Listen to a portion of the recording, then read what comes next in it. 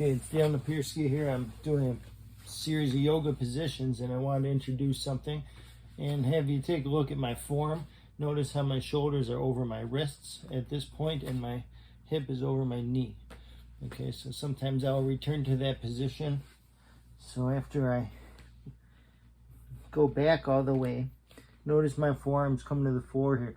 This allows me to relax once I can have my knees separated a little bit so that my stomach has room to go in the center. This is a position called child's pose or extended cat. Okay, sometimes cat is a position where you do something like the cat stretch here. So sometimes you can go from that cat, extended cat, and sit back and end up in this child's pose type position. So sometimes child's pose later can be done like this and you allow the shoulders to relax. Now I am on a pad. I would not recommend trying this, okay, on something hard. So I tried to show you from ground level what my little area looks like if I were to do some of these positions here. Because the knees, okay, it's much more comfortable on something soft. And you want to be comfortable when you're practicing yoga and not distracted by things.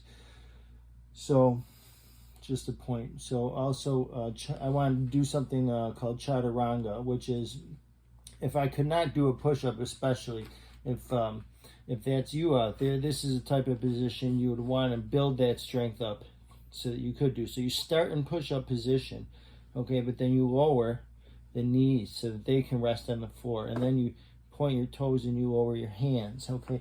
As you sit back, you lower your forearms to the floor, okay. Now at this point, I'm going to come forward so my nose almost brushes my mat, and then I'm going to hold my chin up, okay? So then I will push my body so my hips go flat and my chin is up. So once your chin is up, it's a little like a cobra position, but then you're going to reverse this motion so that when you're pushing, okay, you see how my arms are pushing away from me? Okay, so there's this whole interplay of your shoulders and your muscles can work on pushing yourself from here away from the floor, okay, and back to in and out of positions such as that. Now for more muscle development, I've seen this practiced on where you go from your elbows to your hands like that. Now that's a difficult thing to do and it's an exercise, and later on maybe I could do it as the focus. That's not my focus now, but I wanted to go into a comparison how this forearm on the floor is like plank position, okay? Sometimes I'll do plank with my hands together, sometimes flat, but there's another position after, okay, your forearms are on the floor where if your toes, you curl them. So in chaturanga, the last position I consider like a going down for the push-up, but you're on your forearm, okay, and your knees. So, and then you come down like this. Okay, lifting the chin, and you push yourself back out of that. So comparing some of these poses, I started from where my body was square here, and then I did a rocking back. So there's cat pose in there, and then this extended cat or child's pose. If again, some of these positions are made to relax in, but if I'm going to transition out of it, I won't stay there for long. So I also did a few others. So some I like from here include the lifting the leg, and I wanted to mention how it does not need to be lifted high. Okay, you're holding your opposite arm and leg up and out, and you don't want to have your eyes looking up and have your back bending. So those are two things you definitely don't want to do. When you switch arms, okay, you don't have to lift your leg that high. If it were like that, that's okay, but keep your eyes in your focus, maybe just a little ahead of your fingertips. The supporting hand has to be open on the ground. This hand has a big job to do.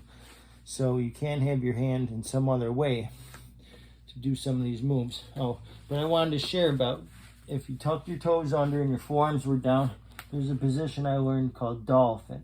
Now this is not a correct plank position, so I was doing a little, a couple episodes of yoga, not yoga. So anyways, planking is done in yoga. They might call it something else, but this is a dolphin position. So it's kind of like the forearm plank that we do for exercise, but it's a new position. You might compare it to when your hands are down and you're doing this downward facing dog pose, okay? And then there's a three-legged dog pose. So these are all similar positions, and I just wanted to show some of my positioning down at ground level. This is called bird dog. Okay, you're in dog position and you're bird dog. Okay, so when we do those, that's what that means. Okay, thank you.